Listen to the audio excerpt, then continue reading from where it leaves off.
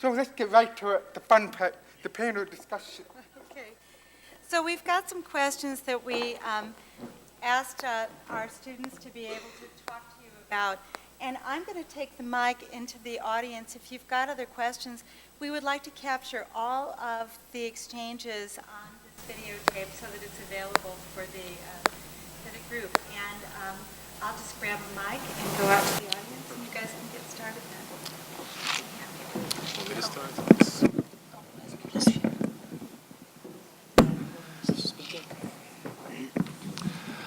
I guess I'll start. One of the things that really was beneficial for me, and my diagnoses have like metamorphosed and changed over the years, but I guess now I have ADHD. That's what I'm dubbed.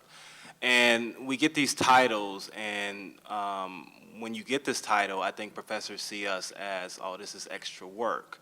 But I never felt that I was different until I got this title. And I had to think about it is that, am I really disabled? Because when I think about my processes, my mind thinks about 10 or 15 steps ahead, and I have to actually slow down my brain in order to communicate vocally. So I think of that as I'm actually giving myself a disability in order to communicate with quote-unquote normal people. What is normal?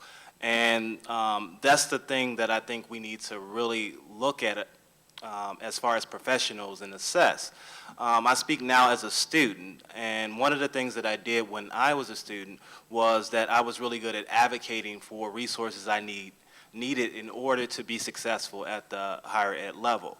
And what I noticed was a sort of resistance to give certain resources. I had to sort of justify why I requested certain resources. For example, my knowledge sort of acquisition is improved when I hear things as opposed to looking at them and sitting down in a position. I get really get a lot of anxiety, and I just need to move. And so one of the things that I requested of one of my professors was, could I get my books digitized so that I can hear them? And they're just like, well, you're not blind. And so that was the first sort of thing that I've sort of witnessed in the higher ed system. Like, you would expect the teacher to be more accommodating or to this request. Like, I need this material in order to learn your material. And I think we have this idea of education, like you sit down, a professor lectured the material to you, and you sort of don't really think about it. You have to just regurgitate it and put it back on the test. But what I noticed throughout my experience in the educational system is I felt that I wasn't required to think. And I was put in remedial courses throughout my, my younger years. And they just didn't understand why I would be so advanced in the class, my teachers, but score really low on tests. My ACT test, for example, I received an 11. And people just like, how did you receive an 11 and get into U of I? It's because one of the things that goes along hand in hand with ADHD is like we're very, very OCD, attention compulsive disorder. And so one of the things that I was worried about when I take any test is to fill in the oval. It had to be perfect. And so I would spend a whole bunch of time just filling in the oval, and I'm just like, it's not perfect. So the machine is not going to pick it up. And so that's the reason why I scored low on the exam. And when I went to college and I started to request these things that were given to me in primary and secondary school, I had to become my advocate and request. And like, I had to validate and explain to professors and administrators why I needed certain things in order to learn.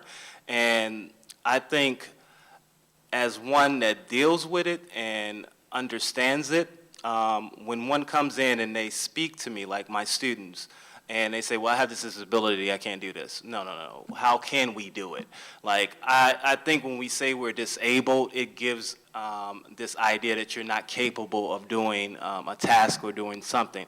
I totally disagree with this. I believe that we are able to adapt to any situation.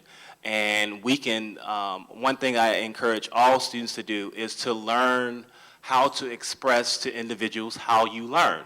Because we can look at bell curves and like, oh, you fall 2 standard deviations outside the bell curve. What does that mean?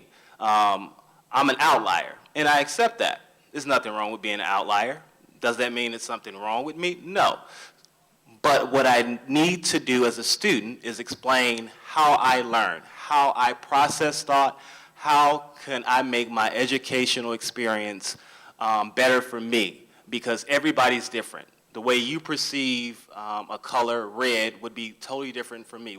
We have this assumption that everybody's the same, and we have to break out of this mold. This universal design method, I think, is fantastic because it takes into account that everybody's not the same. We all process and do things differently. And what is wrong with that? So I leave you with that idea. Sorry, I'm getting kind of preachy. I think another thing which was talked about in the presentation is the diagnosis. That's powerful because once you have that documentation, then you can go on to your individual needs as far as having a learning disability and go from there. And then once you get that done, then you find the appropriate departments that could help you with that and not be afraid to speak to people, ask questions. And then once you do that, you have to really step back and try to figure out what you need to do for you as an individual, as Mr. Hurd explained. That's really important because it's true, everybody does learn differently. Everybody's process of learning is different.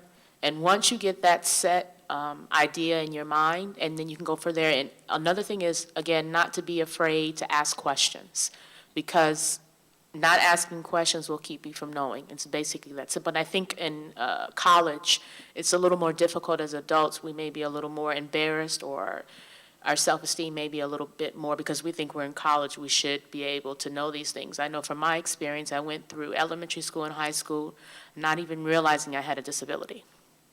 I didn't really realize I had a disability until a professor suggested to me that I go get tested, but I always knew something was going on with me and why I did well in these subjects but didn't do well in other subjects. So now that I know what my disability is, it actually empowers me to allow me to do better. And for example, math is one of my disabilities, and I went from getting D's and F's to getting B's in one semester with utilizing the Disability Center and me knowing what I needed to do in order to get those better grades.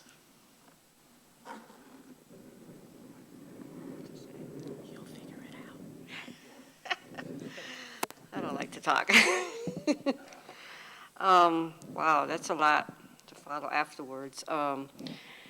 And I agree with a lot with what Richie says about that we learn differently, because I know that I learn differently. And so I want to begin with that first question that was sent to me by email, because I think when I write is when I express myself best. And so the question was, what should all professors know about students with learning disabilities? And I put, professors should know or be reminded, because I know there's some professors out there that are educated in this area, so maybe they just need a refresher, that students with learning disabilities are capable of learning in different ways. They should be educated by outside agencies, resources, and especially the student, because who knows best but me? I know how I learn, and I'm willing to be open to that and say, here's my cards. This is the way I learn, and this is the way I don't learn. And I've done that with various of my professors, and they're very willing to help me.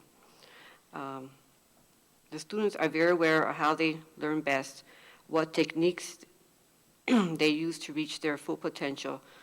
Some learning disabilities can be triggered by medications the students are on, and that's what I found out, one of my illnesses that I have. They also have memory problems that are associated with that. They do not always understand as other students. Many challenges affect students, but they enjoy learning new things like I do. I get very excited. I mean, I learned how to do working retrieval last year. I learned in the office how to do labels, and I was just like all over the office because it was just refreshing to learn something at my age with the things that I've been challenged with, so it's a blessing to me. as I said, many challenges affect students, but they enjoy learning new things on their level of thinking. I think that we learn best with certain classes when they're modified. So that means that for me, I mean, I'm willing to learn because I love to learn and I think it's a blessing. But since I think I process things differently and I understand things differently, I need to have a lot of visual things, exposed to me continuously. And that's what one of my professors did last semester. She incorporated, films of clips with the lecture, and it was like a red ball. Like, oh, I can do this. So I need a lot of feedback visually, so I can keep looking at it, and then I can get it. And sometimes I don't get it, but that's okay because somehow my brain works at different ways that it will get to a conclusion. Maybe not the way the professor wants me to get to it, but finally I get it. And she says, "How did you do that?" I says, "I don't know, but I did it." So that's all I got to say for now.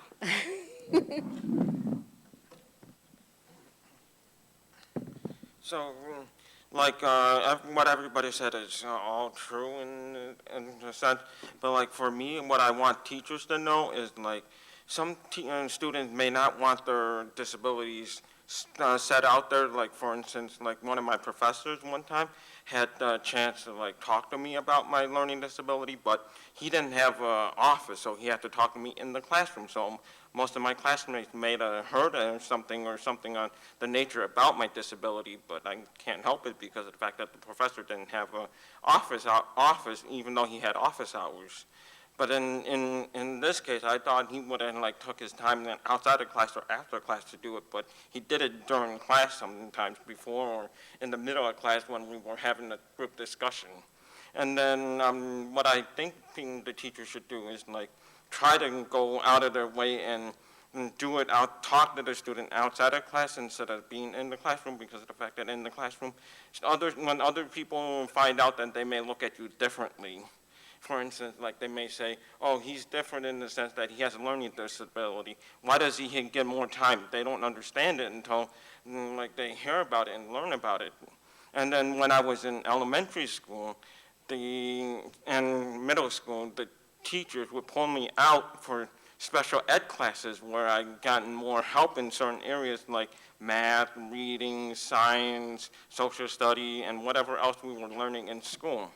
And then in high school, I didn't have the opportunity to go to like special ed classes because of the fact that in high school I went to a private school, so all the teachers looked after me in the sense like whenever I needed the help, they would help me out, even when like I had certain different classes. And then in college here, I had the chance to utilize my disability accommodation, but before that, my parents would not let me utilize it and want me to be like a normal student and just go through school and try to pass classes and take all these classes. And then from that, I learned that if I don't get the accommodations, I may not be able to, like for instance, pass my classes or get the, like, and need a time to take a test, for instance, like, or a quiz. So in general, for that, I think all teachers should know is each student has their own ways of dealing with each exam, studying for an exam, and a quiz. And the technologies I would say that you would use is like, for instance, for me, I would like take books on a Kindle, on a computer, and then just say, if there's a reading software built into the computer, let's say a Mac or a Windows PC, I would utilize that and use it to read out my books and then follow along. Or I would tape record my classes and then re-listen to the lecture.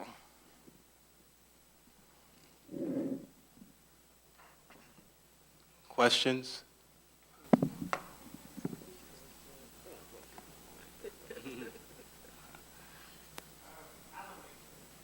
Kev, we want you first. No, so you do. Hi, I was wondering if it was okay for, we deal with a lot of students that may not know they have learning disabilities, or we, in our unlearned opinions, may suspect. is it appropriate and/or legal for us to simply ask the students if they have a learning disability or need any extra type of support? That's a great question. Yes, it's appropriate, but it's how you do it. You know, you don't come out with it and say, I notice you have a learning disability. First of all, you're not a psychologist. So what you can talk about is say, I notice it takes you a long time to finish your test. I notice you do better doing this, but not that. Would you benefit from seeking support from SDS, TRIA, or whatever the case may be? If so, please go to Mr. Lawson and see how he can help you. You know, it's about the way you do it. Like what Thomas is saying is not so, it's the label, yeah, but do it privately and talk about strengths and weaknesses. Make sure you sandwich it in somewhere and keep it appropriate. Thank you. May I add something? Yeah. I would say also, like, we had a situation in Trio in which we had a student that had documentation and thought they had something totally different that was not on the documentation because the parent kept the information from the child because adult, what have you, because they didn't want them to know the diagnosis. And it's a stigma that comes with one that has a stigma, I have a disability. And so you have to sort of dismantle this sort of idea that it's nothing wrong with you, you just learn differently. Everybody learns differently. And what helps me out when I'm talking to students is I'm really upfront and I tell students that, like, I have a disability, and that makes them more comfortable to sort of like think about that issue.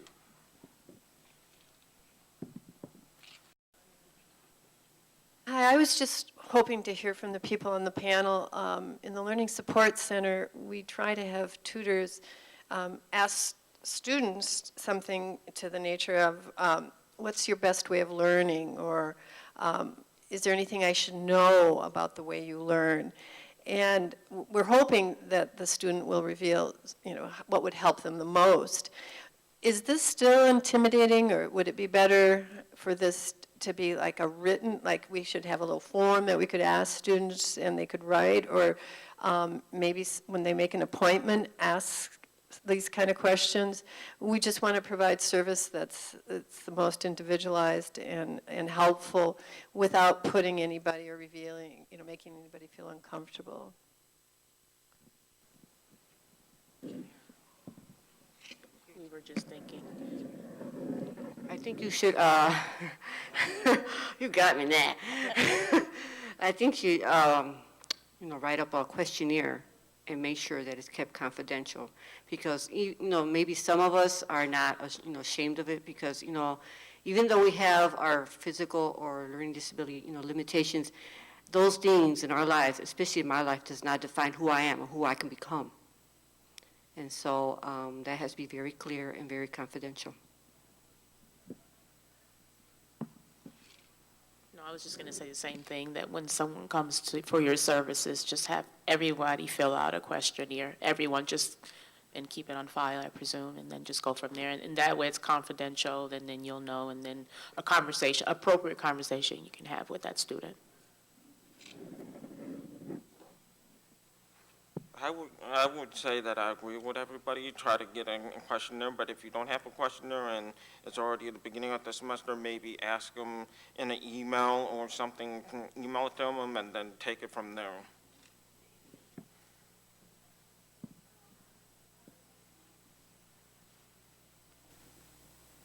Might be a little off topic, but I'm just wondering about accommodations after the educational experience is over. Do any of you have any sort of accommodations in your workplace? What does NEIU do for people that perhaps graduated from your program and are now working here? Well, the ADA doesn't stop when you leave school. The Americans with Disabilities Act continues throughout your life. Your workforce must provide reasonable accommodation for the workforce. So here at NEIU, I have access to an interpreter. The way to get that, for me, legally speaking, I go to Natalie Potts, the affirmative action officer, and she goes through the employee intake process, and that's official. But then, you know, I've worked in other places where they don't have affirmative action officers and they don't realize what the ADA means. Part of it is self-advocacy. This is what I need to be a successful employee, but it depends what you're asking for. If what you're asking for is going to tear down walls to make pathways, that might be too much for a mom and pop shop. But in corporate America, that's perfectly reasonable. It depends where you work. It's reasonable accommodation. That only applies to a specific type of work. So, like the UP Act requires you to lift 70 pounds, right? That's the criteria. You have to lift 70 pounds off the ground. What reasonable accommodations can you get to lift the box off the ground and into the truck? It really depends. It depends on the work and the situation. But here at NEIU, we have the affirmative action officer that handles employee accommodation. So I don't know about anybody else. I can speak from my experience. One of the things, in addition to getting technological sort of assistance, I'm really good at advocating for myself and explaining how I learn and like acquire knowledge. And sometimes I have to disclose my disability in order to do well at work. Because some individuals that I work with sometimes think that I come off as abrasive when I'm trying to ask for information, because the way my mind structures things is, this is step 1, 2, 3. My mind will give me 2, 3, 1, 4, and I have to organize it and sort of arrange it so it's sequential so I can understand it. Now, I'm in a good position in that I work with people who work with students with disabilities, so they are already aware of these issues, and so they understand how I think. And so one of the things that I would suggest is a community in which people feel comfortable talking about, like, this would be beneficial to me, and not feel like they're going to be stigmatized if they come out of the closet and tell this sort of information to individuals. Sorry. I just wanted to add to that on March 27th, there's going to be at 3 to 4 p.m. a lecture by Natalie Potts and Doug Lawson regarding transitioning from the university to the workplace, and it'll cover a lot of the legal issues, self-disclosure, et cetera. And we're going to follow that on April 1st with a resume writing, how to present yourself workshop in CBM 114, 3 to 4 on April 1st, Tuesday. Yes. So anyway, you'll see that, but I want to make sure that that this is very important to the university to make sure not only having the students successful while they're here, but that they transition into employment that matches their credentials and abilities.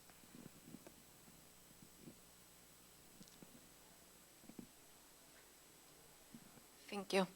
I just want to thank the panel, because especially the students, because you have taught us in such a little time. You have taught us so many things that sometimes some of us are unaware of.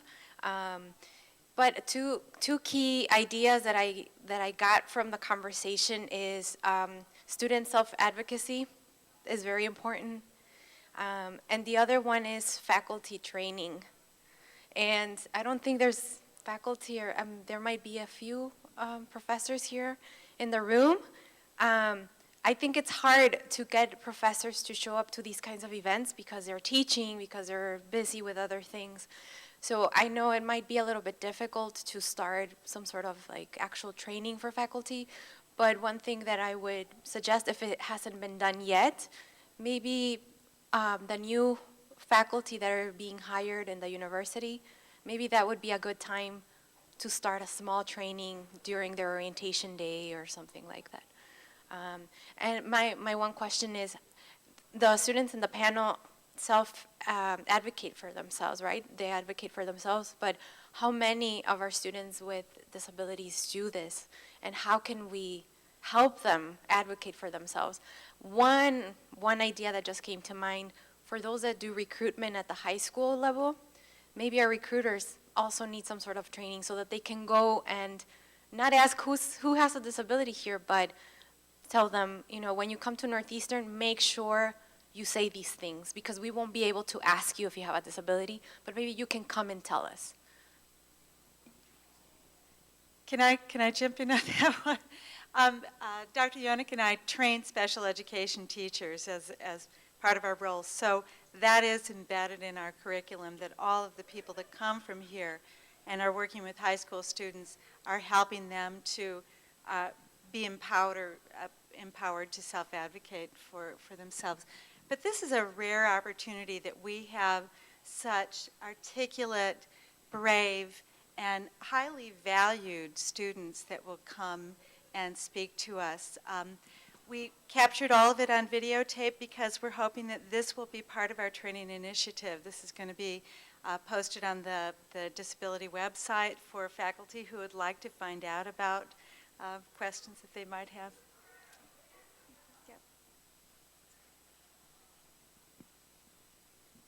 I just wanted to follow up that I had the idea when you talked about the universal design for learning that maybe there should be universal design for learning for new students who come to Northeastern, and part of it should be self-advocacy, because Doug has said that a large percentage of students have identified themselves as having a disability, but maybe others have not. So if there was a universal curriculum or module or training on that, then I think more students would come forward.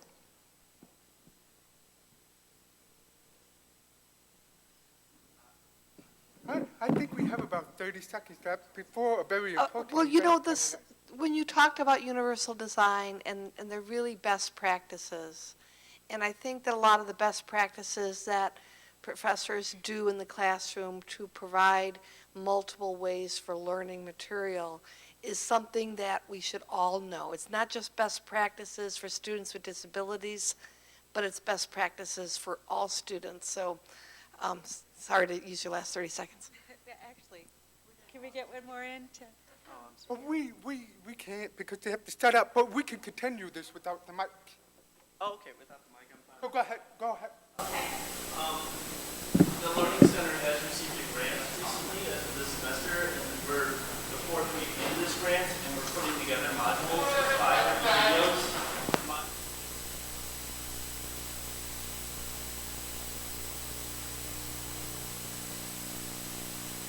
They need services. Second one is transitioning new students from high school into college to help them transition efficiently, know the rights that they're guaranteed to. Third, executive functioning skills, fourth, self-advocacy, and my only question was how can NEIU increase the college social experience for students with disabilities? Thank you, Ken.